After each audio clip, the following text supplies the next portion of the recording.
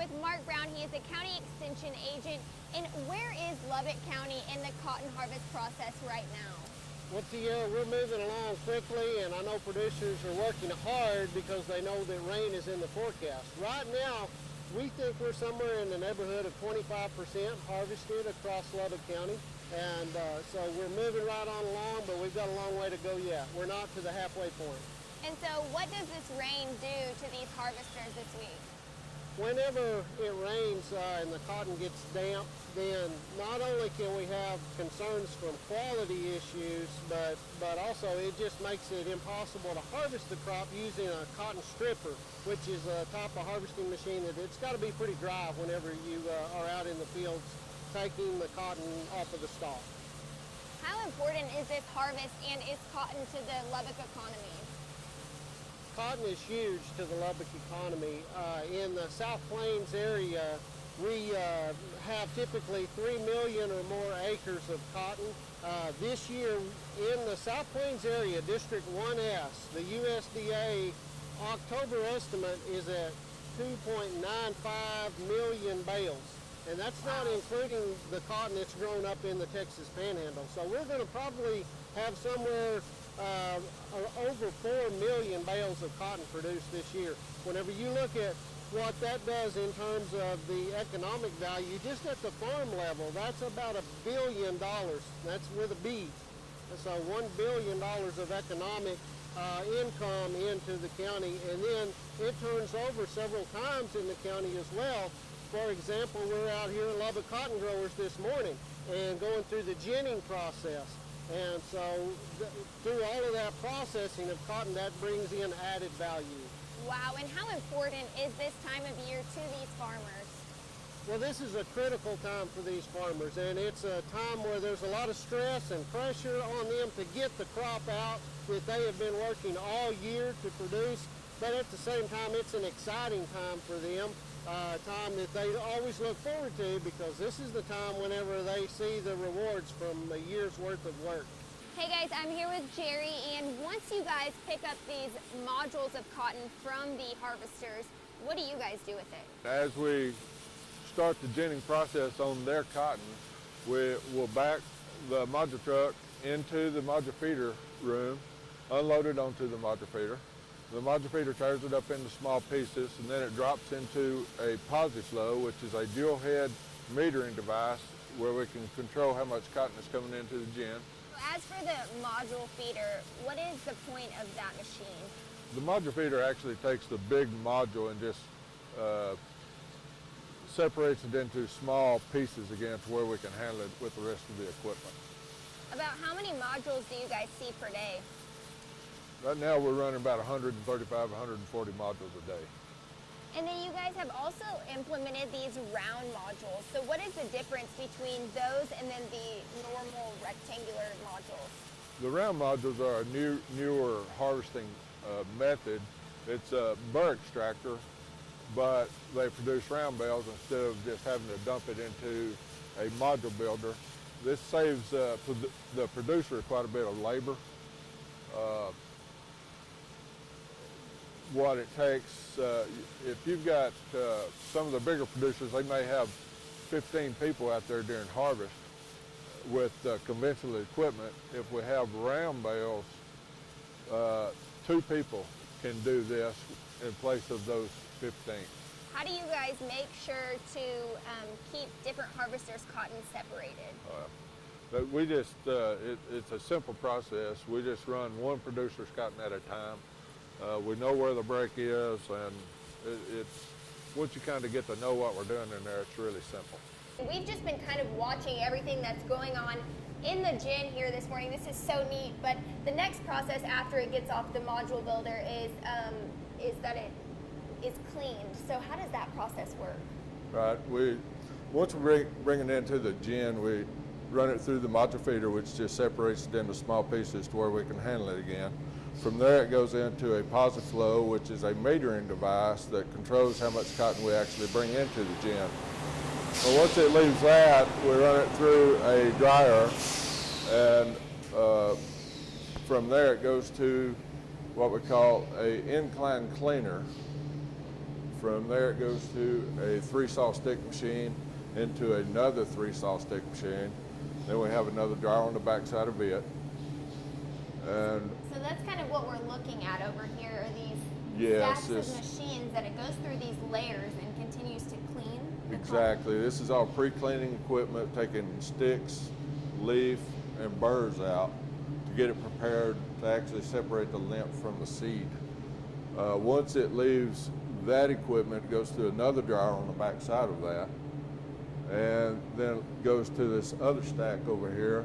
It's an incline over a trash master, and then the long tube looking deal is actually what we call a distributor, and then each machine under that is a feeder, and then it goes into the gin stand. And how important is it to get those different leaves and burrs out of there before you actually, it goes to the feeder part and gets the seed out? It's extremely important to get all the trash you possibly can removed before it gets to the gin stand. The gin stand separates the lint from the seed and really does no cleaning at all. So whatever's in there, it kind of chews up to some extent. We really like to have all the heavy trash out of there before it gets to that point. So what different maintenance do you guys have to do here to make sure that these machines are cleaning the cotton properly? Cotton gin is really a work in progress. We work on it all year to get it prepared for ginning season, and as soon as we get through, we just start all over with the maintenance work again. We go through every machine, try to put it up as close to brand new as we possibly can, and just make sure that we're ready to go every year. We have a few different stages of cotton right here. Jerry, what are these different stages that we see over here? Well, we start with this cotton here. This is raw, or I would say burr extracted cotton, right off the module feeder before it goes into any of our cleaning equipment. This is after it's gone through our overhead just prior to ginning. This is the actual cotton I took off the feeder, and this is cotton has gone through our lint cleaners, and is basically a sample taken right off the cotton bale at the press. So the machines that we saw in the last segment were the cleaning machines, so that makes sure that all of these leaves and branches are out of this cotton. Yes. Yes, it's really important that we get all this heavy trash out before it gets to the gin stand. If you're getting these sticks in here, it can contribute to bark.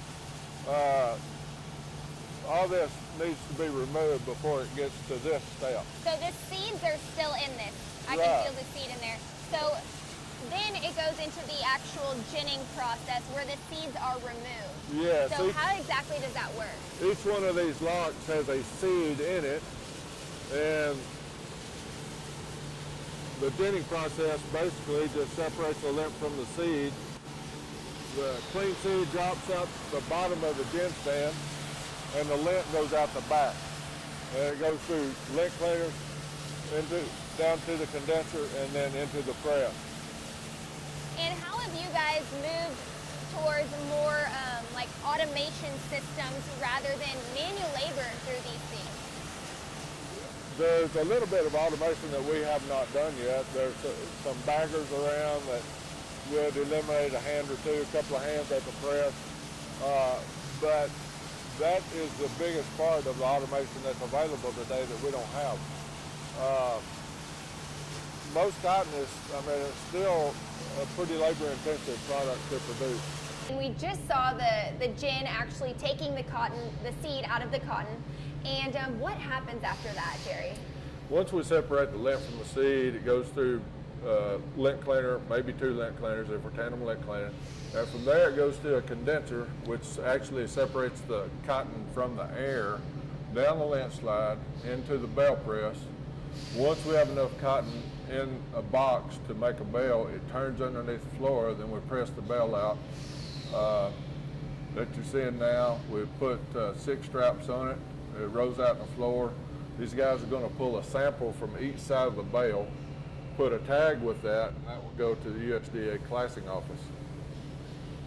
And then about how many bags are these baggers putting on this machine each day? On each line, there will be between 350, 400, maybe 450 bags per line per day. And so what happens when these bales kind of slide off the end of this conveyor belt? Then where do they go? Once we get basically 4 to 6 bales accumulated over here, we pick them up, put them in a dry van, and take them over to Farmers Cooperative Compress, where they're stored until the cotton is purchased by merchants and shipped somewhere around the world. So do you guys sell directly to any merchants? Most of our cotton is in one of the many pools that we have. Biggest pool that we participate in is Plains Cotton Cooperative Association's pool. We do sell some to outside buyers. We sell some cotton on the seam, which is an electronic marketing device. And about how long does this entire process take from where we saw it being unloaded earlier, going through the cleaning process, the ginning process, and now here? When we're running good, we can process a bale in about 30 seconds from the time it starts until we complete that bale. Oh my gosh, so about how many pounds of cotton are you guys seeing a day? Poundage-wise, my gosh, I don't know. In this past 24 hours, we've ginned about 1,600 bales. A bale weighs 500 pounds. So do the math, people. We've seen all morning kind of what happens to the cotton, and the seed is removed. And now we're going to talk about what you can do with the seed. So what are these different steps of cotton that we have laid out here, Jerry? Yes, we have the bird extracted cotton from the field. This is what it looks like right before it goes into the gin stand. This is a finished product going into a bale. And this is a cotton seed that we're going to deliver to Farmers Cooperative Compress. To the Pico oil mill. And so what can you guys do with that seed? There's a lot of different products made out of cotton seed. You have meal, then of course they crush it for the oil. You have hulls and first and second cut lint. They will actually take the lint off of this seed. There's not much on there, but they get first and second cut lint. And the oil mill does all of that for us. Today, the oil mill is paying us $190 a ton for cottonseed, which offsets the cost of ginning for a producer. Right now, when we gin a bale of cotton for a producer, I think our average rebate on that to the producer is between $15 and $16 a bale. And then, of course, at the oil mill, the producer retains ownership of this seed, and they will make money on crushing and providing different products for sale with this seed. And then they return that to us, which we return to the producers in the form of a dividend. Great, and so does the cotton seed come through these pipes right here? Yes, this is our seed line, and these are overhead storage bins. In the past 24 hours, we've shipped 22 loads of cottonseed to the oil mill. Wow. Some gins may actually have some storage facilities at their place. We're being members of the oil mill, we utilize all their facilities up there. So the trucks usually just drive right under there and the seed falls into the Yes, the big it's just a semi-bed. gravity feed right into the truck. Pretty simple process. Thank you so much, Jerry. Guys, Absolutely. It's been a great morning here at Lubbock Cotton Growers. If you'd like more of Look Around Lubbock, you can catch it weekday mornings on Good Day Lubbock. With your Look Around Lubbock Spotlight, I'm Tierra and Gin Manager.